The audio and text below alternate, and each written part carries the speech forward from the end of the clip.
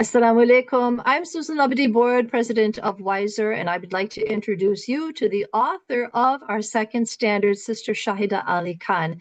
This one is about leadership and administration. So take it away, Sister Shahida. Assalamu alaikum. I'm Shahida Ali Khan. Just a little background on me. I put together these standards for administration because of the number of years I've spent in being the administrator of the school.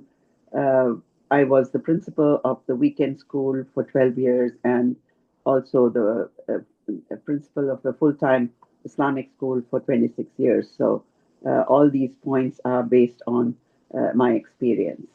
Uh, so today we'll talk about leadership.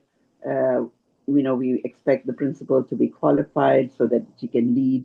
She's the community builder and the educational leader of the school. So she has to be there and supervising, finding people to help her among her staff as department heads in taking care of the different activities that the administrator or the principal has to perform. It's a You're talking, huge job, yes. So let me start with going through the details on the standard, and then Sister Shahida will interject and share with you some of her tips, okay? Here we go. So the leadership/administration team works together to promote the learning, achievement, development, and well-being of each student. That principal or administrator, he or she, is an educational leader, community builder who preserves the school's mission and vision. Absolutely everything comes from the top. And that principal is going to be leading the school staff to provide the training and understand and support the school's mission and promote Islamic values and character throughout the school. Sister Shahida, anything else to add? yes, once you're there, you need to have create your mission, which is one of the most important things to have mission of the school. And how do you get to the mission? You have a stakeholders meeting, sit together, what the expectations are of all the stakeholders, and come up with a mission and vision for the school. And based on that, you create your curriculum, you create your environment so that the mission vision are fulfilled. What you need to write is how you came up with the mission and what is the mission and what do you do to promote the mission, how you make sure that every child and every staff member and parent understand the mission and vision of the school. And so we. Sorry. You were saying? Yeah, I would say for that we need, the human resources. We need to have somebody in the office to take care of the parents when they need it, and we need to have a proper qualified staff. So, what type of staff? How do you get your staff? If you need a teacher, what do you do? Where do you advertise? Or is it just word of mouth? What qualifications do you expect? And what other experiences do you expect? If it is an Islamic studies teacher, you look at the language proficiency. If it is Quran teacher, you need to have the Quranic correct pronunciation. So based on that, you hire qualified people and then onboarding the staff, going through all the procedures and policies with the staff member and going over and support them in different areas wherever they need help. They need to be supported. And I'll agree. Ideally, it's great to have more than just the principal doing the hiring. It helps to have other people, perhaps other board members involved. I know that when I came to my Islamic school, I had to interview with 20 people. So it was rather nerve-wracking, but it definitely demonstrated staying calm under pressure. All right, let's look at the next slide if we can. Advance this. There we go. All right, policies and procedures. The administration has written a written process for the oversight of staff, including recruitment, ongoing professional development, and assessment to ensure effectiveness and best educational practice. Policies are so important, right, Sister Shahida?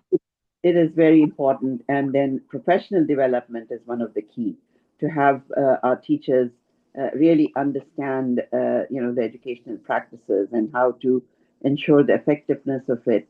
So it is very important to make sure that wherever professional development is happening, whenever anybody is providing, webinars or conferences, make sure that your teachers attend, because that is one way you will learn the latest techniques, how to handle, the discipline policies, how to handle the teaching strategies. So it is very important to provide professional development. So when you're writing the, in your self-study or evaluation, you need to let the committee know what professional development what the teachers had, and what do you provide, whether it is in school or you send people. We used to send them. We used to have Aldeen workshops, and we used to send our teachers to Aldeen workshops. And every time since we started the ISNA Education Forum, we send all our teachers to the ISNA Education Forum, because it's excellent networking. You get to meet other teachers who are doing the same thing, and then talking about each other, validating yourself with what you're doing, and proceed with that. So that is very important. And that leads into that next indicator. Schools provide teachers with ongoing strategic training opportunities to promote professional and spiritual growth and development. I know that many teachers, they might get training in secular subjects and some of the sacred subjects, but even just to have someone who is going to come and touch your hearts and give you further education in Islam is so beneficial for all of us in the work that we do. Next, we've got the school operation. School administrators establish, maintain, and review policies and procedures on a regular basis, taking input from stakeholders. So throughout the course of the year, you might find that you need to put it on your agenda at your next meeting with the board to create a policy. And policies can be your best defense if something goes awry, that if you have a policy in place, then that is the established understanding that has been published that everyone should be held accountable for. Any examples of your experiences with school Yes, policy? yes, I think you need to have written policies. You have your financial aid. People say, "Oh, I cannot afford to pay the fee," so you should have your financial aid policies. What is required to apply. The application form should be ready. The registration forms should be ready, and the policies. You should have policies for your teachers as well as the parents, so that they know, everything about the school will be there. The timings, the for the teachers, the staff meetings, what are they expected to do, when do they turn in their lesson plans, how do they give homework, what is the discipline policy. So all these are among in the employee handbook, and then you need to create a parent handbook where all the discipline rules are there, and what time are the children expected to attend the school, and again how the parents need to support with the homework policy, and so that the children can get the maximum benefit from coming to the weekend school. So all of these things reflect a well thought out and planned school experience for everyone's benefit. Next, we're looking at the school budget. The principal/administrator develops the yearly budget from input from the administrative team and final approval from the board. I know that some schools have the board declare what the budget is going to be, but that seems to be counterproductive because obviously the principal is the head in charge of the school. And it is the principal who needs to know the cost of all things so that budgeting can be appropriated accurately. What do you say to that, Sister Shahida? Yes, it is very important for the school head or the principal to create that budget, because she's the person or he's the person who would know, and also involve the other, the department heads or the office assistant. And if you don't have the office assistant, I used to do the budget myself and then submit it to the board. So I would look at, while preparing the budget, you look at the income, your what is the income, how much the student fee is, how much money is coming in. Are you charging the fee twice a year or every month? How does that work? At the beginning of the school year, you have a small registration fee and the book fee, all the books that you're going to give the students. All that is calculated and put in the budget. So the the book fee is coming in, the registration is coming in, and the monthly fee. And you leave it as fundraising and open space because you're supposed to have a balanced budget. And to have the balanced budget, you need to make sure that your income and expense is the same. There is zero net income. So and then you do your expenses. The staff salaries are the most important. They should be 70% of your budget. And then you have the salaries and taxes, then how much you're spending on the books, how much you're spending on the regular school supplies, the um, and how much you're spending on cleaning and janitorial work, the different uh, events that you will have in the school. So all this as expenses. So you write down all the expenses and then total it up, the expenses, and then whatever remaining, and you take it off from the income, and whatever remaining needs to be fundraised. So for that, your board needs to work towards getting your fundraising done, and your PTO will come handy at that as well. So it is the principal who puts the budget together with the help of the teachers and the office manager.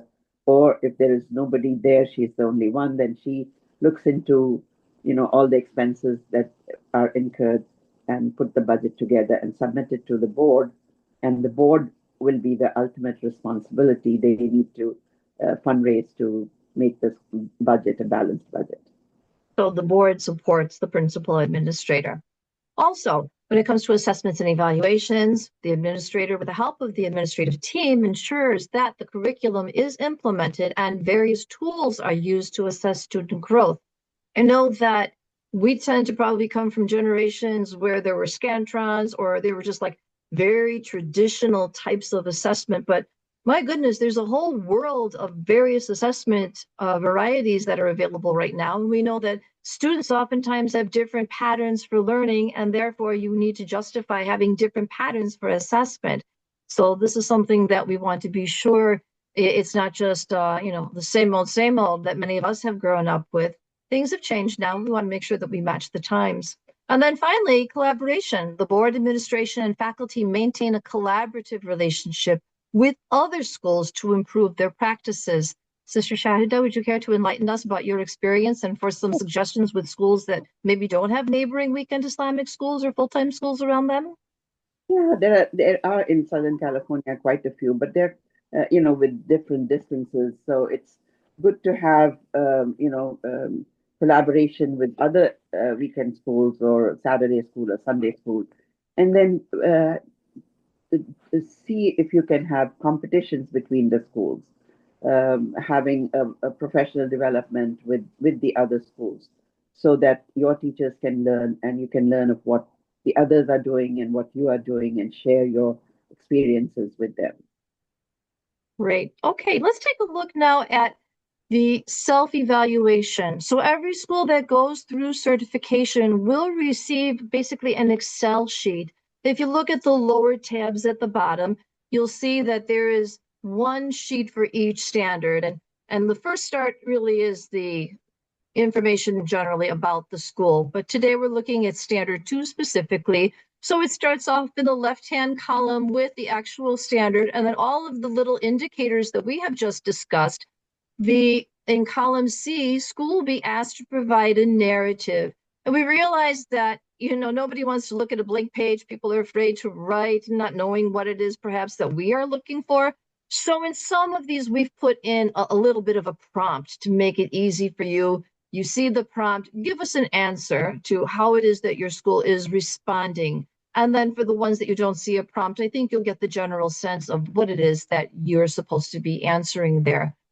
So I'm curious, in the column D that comes next, we're looking for types of evidence that you can show, because when the visiting team comes out, they're going to have a preview of this Excel sheet, your review and your self-assessment, and then they're going to verify what it is that you said that you are doing with actually on the ground. And if sometimes you could put things in as evidence through hyperlinks, we're asking that you do that. That might be in the form of your manuals, your policies, your meeting minutes, photos, flyers, copies of some emails that you're sending out to parents, surveys, things of this nature.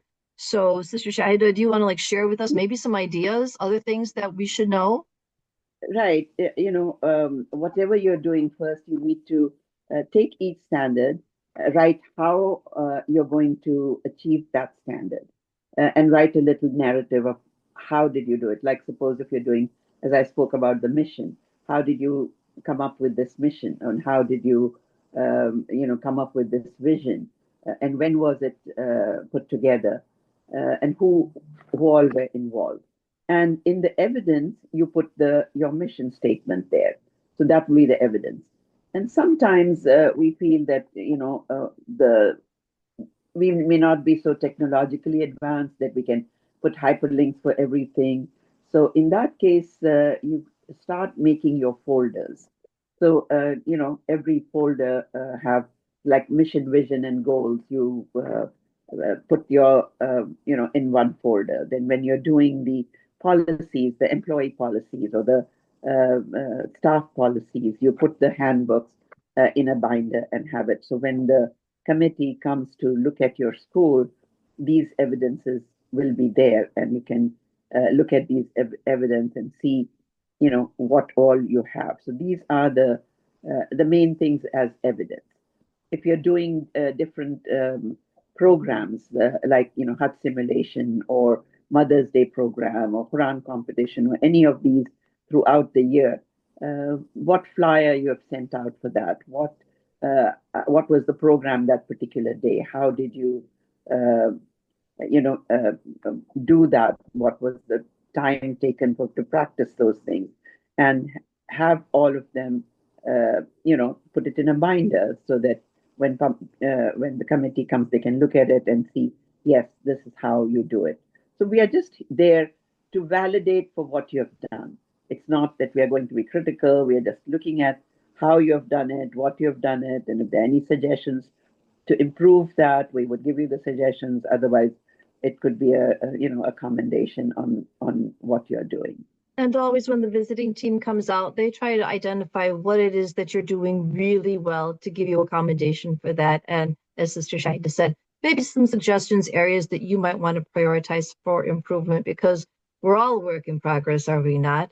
So inshallah, we will help you get there. And if there's anything else that the team at Wiser can do, then please feel free to reach out to us. This is what we're here for. Any final words, Sister Shahida? No, it was. I hope you've got some basic idea of how to write your narrative and what evidences to put together. And we're looking forward to seeing that you have done that and to visit your school and see everything in person. Thank you so much. Okay. Assalamu alaikum, and thank you. Walaikum salam.